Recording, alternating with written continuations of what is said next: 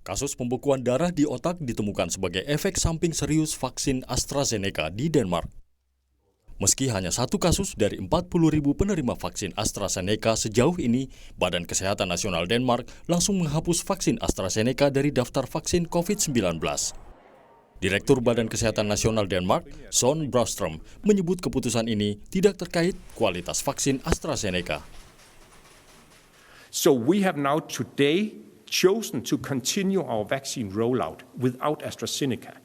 It is not because we believe it's a bad vaccine. We agree with the assessment of EMA. So our decision is contextual and specific to the specific situation in Denmark.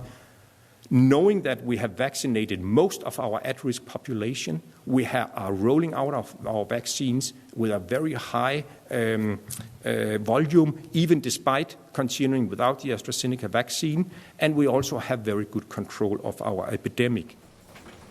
Guru Besar Pengembangan Vaksin Departemen Farmasi Universitas Copenhagen menilai langkah pemerintah Denmark sebagai keputusan sensitif.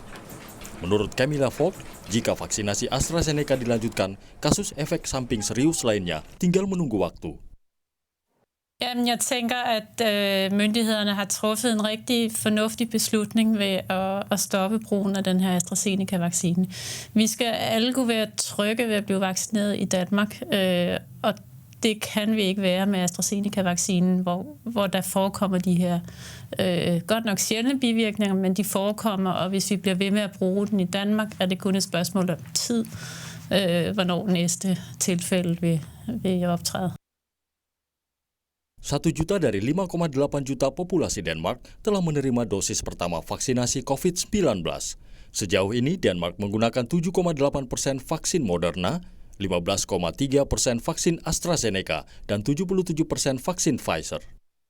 Indonesia rencananya menerima 104 juta dosis vaksin AstraZeneca dari 2 skema pengadaan, 54 juta dosis sebagai jatah gratis dari COVAX Gavi kerjasama bilateral di bawah WHO, dan 50 juta dosis dari skema pembelian. Badan Pengawas Obat dan Makanan BPOM menilai efek samping pembekuan darah di otak yang ditemukan otoritas Denmark sebagai kejadian sangat jarang terjadi. Kepala Badan POM Penny Lukito menegaskan, suntikan vaksin AstraZeneca di Indonesia tetap berjalan dengan tetap memantau kejadian ikutan di negara lain. Mensepakati dan merekomendasikan bahwa masih bisa diteruskan, ya. Nah, berdasarkan hal tersebut juga dan di mana juga kejadian trombolisis itu, ya, blood clotting itu tidak ada kejadiannya di Indonesia, dan tentunya juga kami tetap mengikuti apa yang terjadi di luar. Kami juga menyimpulkan bahwa ini penyuntikan dengan vaksin AstraZeneca masih bisa dilanjutkan, namun kejadian-kejadian apapun menjadi pertimbangan. Nah, sekarang kita tambahkan warning, ya, dan juga di dalam statement fact sheet, ya, fact sheet itu. Indonesia menerima dan mendistribusikan 1,1 juta dosis vaksin AstraZeneca yang tiba 8 Maret lalu. Vaksinasi AstraZeneca di Indonesia salah satunya digunakan ulama dan santri di Jawa Timur. Tim Liputan, Kompas TV. Denmark menjadi negara pertama di Eropa yang menghentikan penggunaan vaksin AstraZeneca. Pemerintah Denmark menyebut efek samping vaksin COVID-19 AstraZeneca bersifat serius.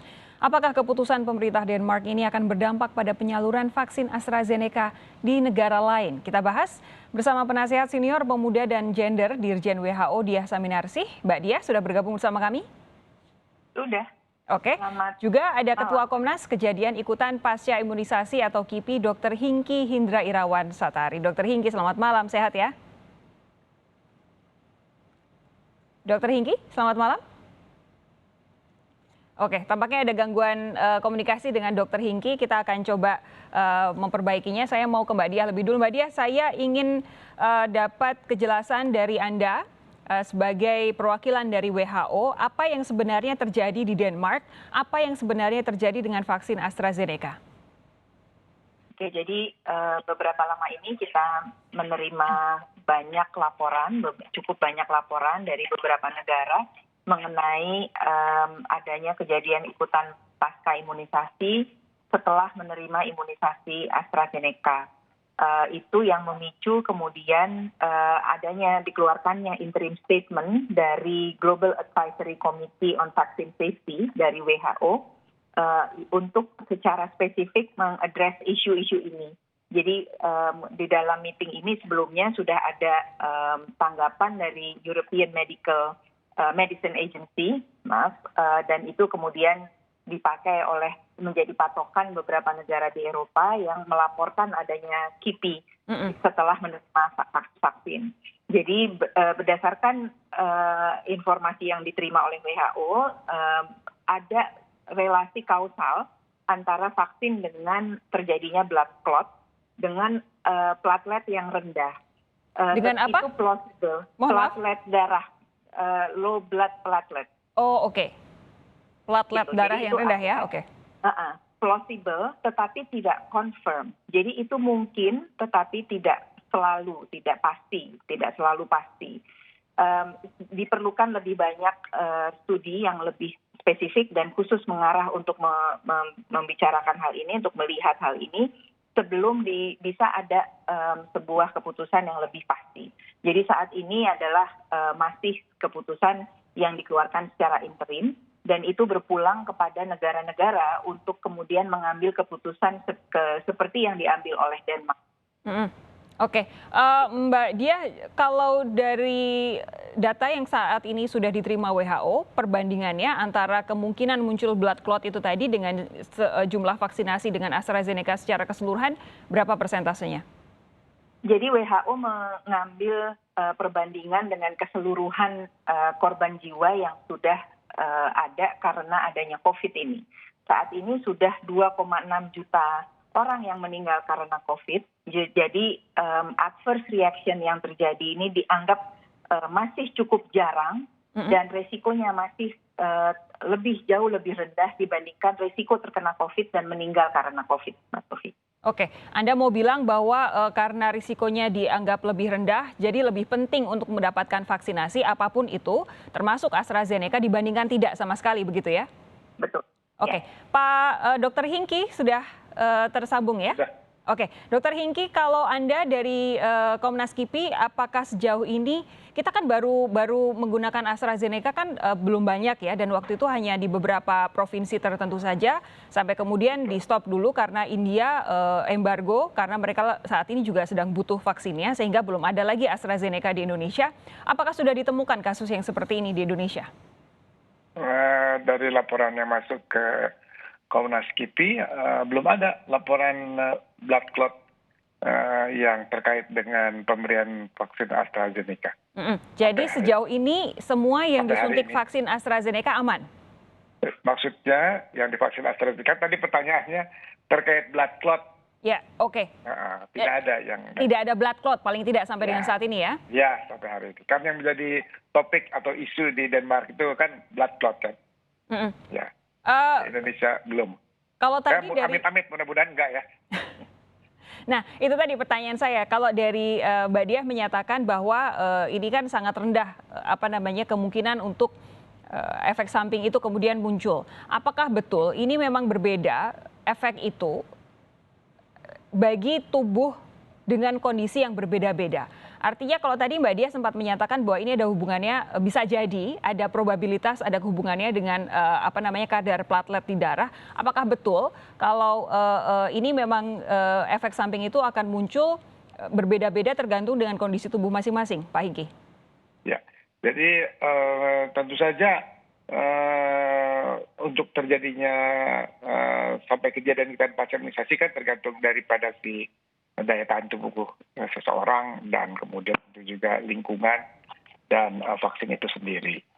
Jadi kerentanan seseorang juga berbeda-beda. Lalu untuk mekanisme sampai terjadinya blood clot terkait dengan vaksin disepakati belum cukup bukti. Oke. Diduga respons kekebalan, respons imun seseorang yang memang mempunyai kerentanan, yang mempunyai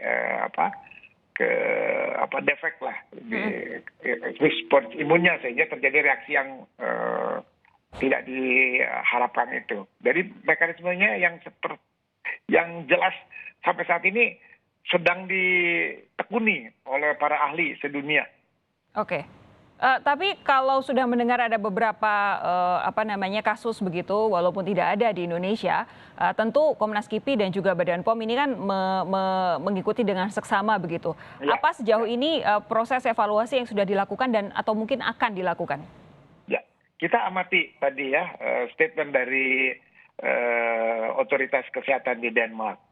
Jadi mereka sementara menghentikan itu karena memang cakupannya mereka sudah cukup tinggi dan logistik vaksinnya juga masih cukup. Dan si lansia udah hampir semuanya divaksin. Sedangkan data-data di Eropa menunjukkan vaksin ini yang terkait dengan gejala blood clot itu pada usia 30 atau dewasa muda. Nah, sedangkan sasaran di Denmark itu tinggal dewasa muda. Jadi karena mereka punya vaksin banyak dengan cadangan yang merek lain. Bisa milih begitu ya?